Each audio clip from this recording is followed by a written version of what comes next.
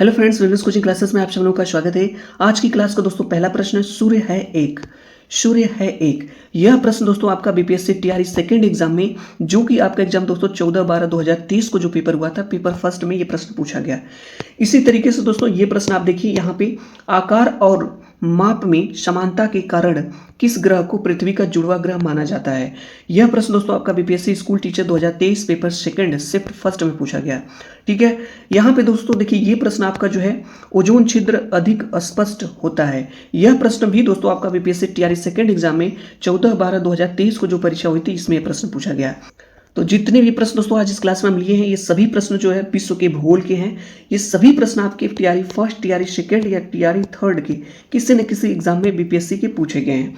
तो दोस्तों यदि आप भी बीपीएससी टीआरई 4.0 वैकेंसी के लिए प्रिपरेशन कर रहे हैं, तो दोस्तों इस टेस्ट को जरूर दीजिए, यदि ये क्लास दोस्तों आप देख पा रहे हैं तो। ठीक है, क्योंकि दोस्तों इस टेस्ट में अब आपको 15 प्रश्न कराने वाले। ये 15 प्रश्न दोस्तों इतना ज़्यादा इंपॉर्टेंट है, क्योंकि इन 15 प्रश्नों को जब आप देखेंगे तो आपको लगेगा कि किस टाइप के प्रश्न दोस्तों TRE first, second, third exam में पूछे गए, और उसी हिसाब से दोस्तों आपको अपनी प्रिपरेशन को करनी है। ठीक है, तो चलिए दोस्तों विदाउट डिले प्रश्न को स्टार्ट किया जाए।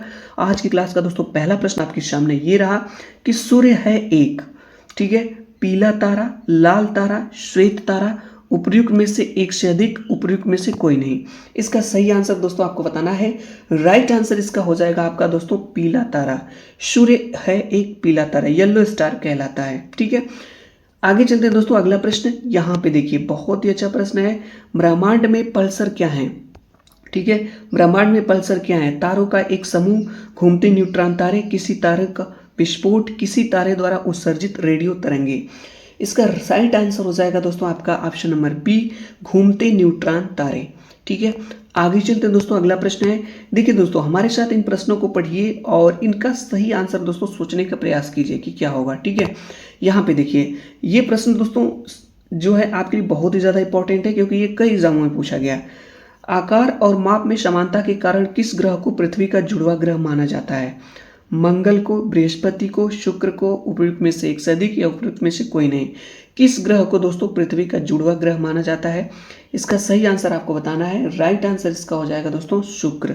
शुक्र को दोस्तों पृथ्वी का जुड़वा ग्रह माना जाता है। शुक्र दोस्तों और किस नाम से जानते हैं? ठीक है, आप कमेंट्स बॉक्स के माध्यम से जरूर बताइएगा।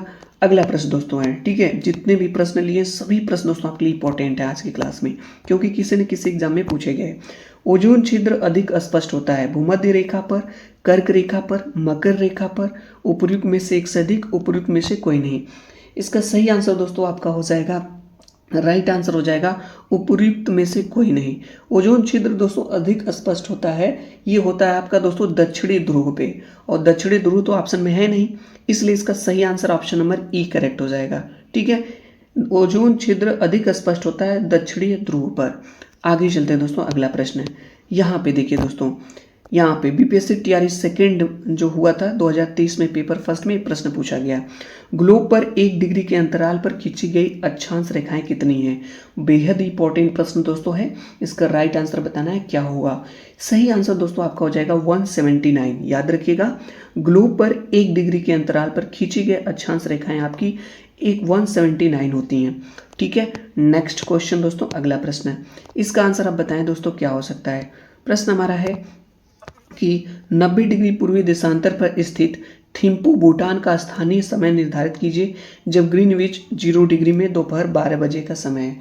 तो दोस्तों देखिए एक चीज़ आपको जानना होगा, जो 1 डिग्री होता है वो 4 मिनट के बराबर होता है।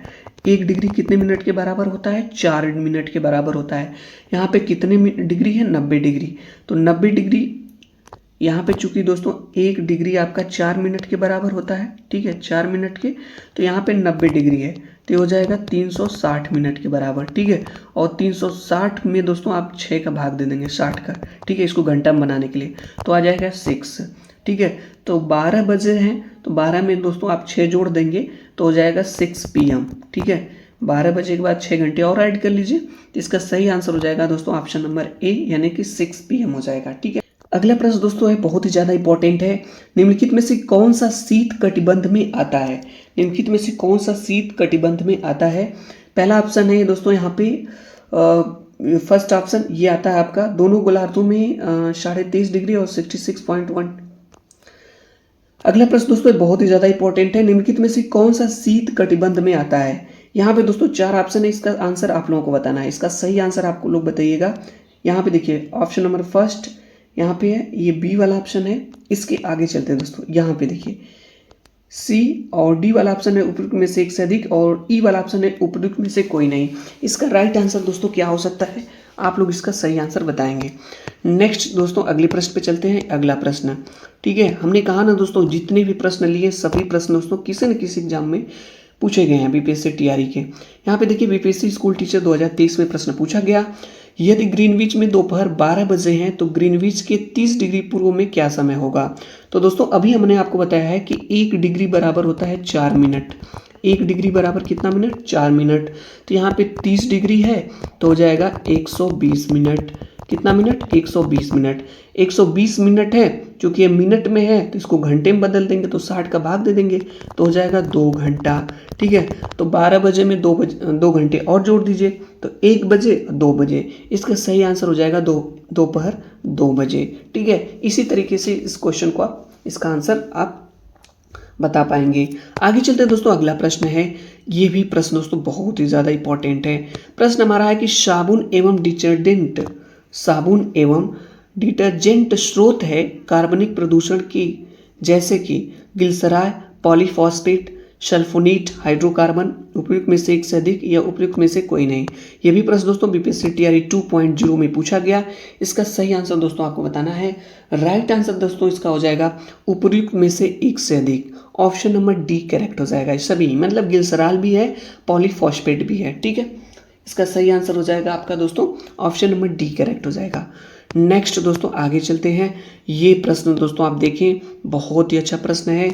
ये प्रश्न आपका दोस्तों पूछा गया बीपीएससी 2.0 में 7/12/2023 को जो परीक्षा हुई शिफ्ट सेकंड में। ठीक है, रिक्टर स्केल किस मापक का पैमाना है? ज्वालामुखी, उद्गार का, बाढ़ की तीव्रता का, भूकंप का, उपयुक्त में से एक से अधिक या उपयुक्त में से कोई नहीं। सही आंसर दोस्तों इसका हो जाएगा रिक्टर स्केल मीन्स अर्थक्वेक, भूकंप मापक का पैमाना। ऑप्शन नंबर सी करेक्ट हो जाएगा। ठीक है, नेक्स्ट आगे चलते हैं दोस्तों। अगला प्रश्न है यहाँ पे, ठीक है, ये प्रश्न है, इसका आंसर आप बताएंगे क्या होगा। निम्नलिखित में से कौन सा भूकंप की गहनता नापने हेतु उपयोग में लाया जाता है? तो दोस्तों भूकंप की गहनता मापने हेतु कौन सा इसमें उपयोग में लाया जाता है? रिक्टर पैमाना, मर्कली पैमाना, महान हार्बर तरंग, उपयुक्त में से अधिक या उपयुक्त में से कोई नहीं। सही आंसर दोस्तों हो जाएगा भूकंप की गहनता नापने के लिए दोस्तों मर्कली पैमाने का यूज किया जाता है। ऑप्शन नंबर बी करेक्ट हो जाएगा। नेक्स्ट दोस्तों आगे चलते हैं। बॉक्साइट का सर्वाधिक उत्पादक है कौन सा देश है? अफ्रीका है, ब्राजील है, ऑस्ट्रेलिया, उपयुक्त में से अधिक, उपयुक्त में से कोई नहीं। तो दोस्तों आपको बताना है बॉक्साइट का सर्वाधिक प्रोडक्शन करने वाला कंट्री आपका ऑस्ट्रेलिया है।